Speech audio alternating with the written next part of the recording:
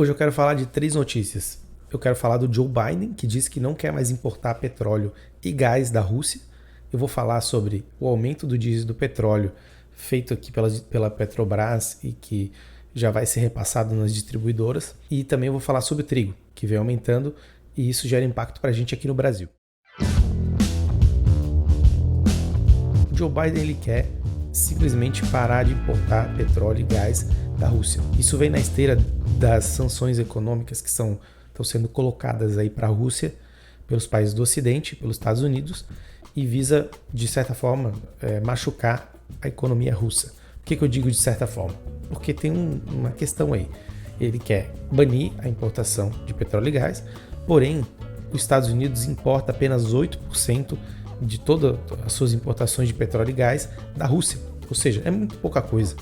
Isso é mais um movimento político que o Biden quer fazer, de mostrar para os outros países da Europa, que ainda estão reticentes em relação a sanções mais severas, que ele quer bancar isso e acha que é importante fazer com que o Putin e a Rússia sofram as consequências de ter feito uma guerra na Ucrânia. Só que assim, a questão é que na Europa, 40% de todo o gás e 45% do petróleo são provenientes da Rússia. E cortar isso de uma hora para outra gera problemas muito grandes. Como eu falei já em outros vídeos, essa dependência no momento de agora resulta em inflação, basicamente isso.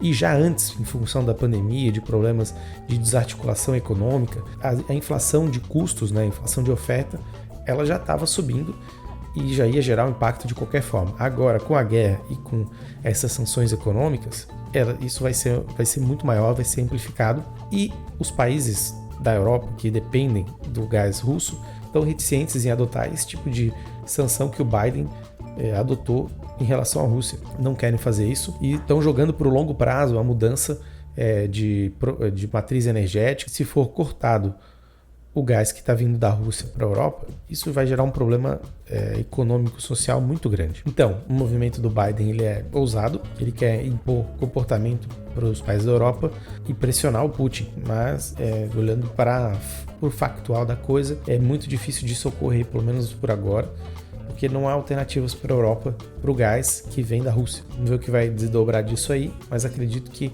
não vai sair muito do que está agora.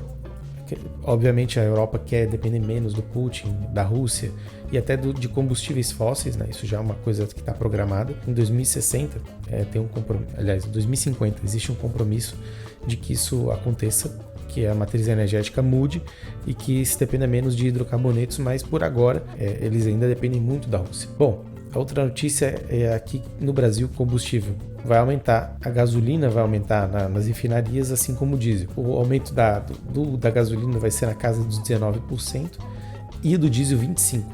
E o diesel tem uma questão ainda que é mais delicada, que como todos os caminhões, né, a maioria deles são que fazem transporte, eles são abastecidos com diesel, isso vai impactar muito rapidamente em vários setores e a gente vai sentir isso na forma de inflação. A Petrobras ela acabou valorizando o preço da sua ação, que existiu um papo que o presidente, o governo ia fazer uma interferência impedindo que o preço variasse, porque obviamente você varia o preço do petróleo e do combustível em geral, isso gera revolta popular, isso gera consternação e não é isso que o governo quer, só que não aconteceu.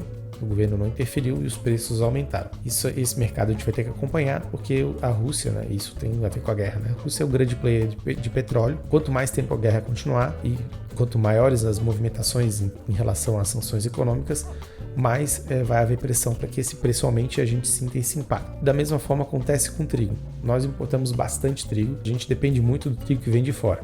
Não necessariamente do trigo da Rússia. A Rússia, que é conhecida como um grande produtor de trigo, tem feito um movimento nos últimos anos de melhorar a sua produção com tecnologia em grãos, em maquinaria, defensivos agrícolas e tem aumentado também o seu consumo interno e mudou o perfil da agricultura lá do trigo e de outros grãos. Só que o trigo ele é vendido no mercado internacional e é vendido a dólar, nos mercados futuros, e isso afeta todo mundo que importa, como nós, Brasil, trigo de fora. Então, com o conflito, afeta demais o mercado de commodities de grãos, e a Ucrânia também, vale lembrar, exporta muitos grãos como milho, óleo de girassol.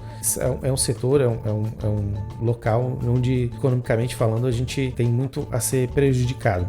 Essa é uma outra coisa para acompanhar, porque é uma outra pressão inflacionária que pode vir de fora para dentro, além dessas que eu comentei hoje, porque trigo ele está em toda a nossa vida, a gente faz pão, faz macarrão, faz tudo com trigo, e se de fato ele continuar subindo, né, isso vai causar um dano econômico para nós. Essas foram as notícias, vamos aí ficar de olho, mas as que eu destaco aí do dia 10/3 foram essas. Vamos ver como é que essa guerra vai se desenrolar. Também há notícias aí de umas primeiras movimentações de conversas entre Ucrânia e Rússia, com presença internacional. Obviamente ainda está em passos muito pequenos, né? Mas a gente espera que isso desenvolva e que a gente chegue a paz e acordos mais rapidamente, e não fique se enrolando numa guerra eterna e que, além de prejuízo de vidas, vai causar prejuízos econômicos e sociais para o resto do mundo, porque são grandes potências envolvidas, né?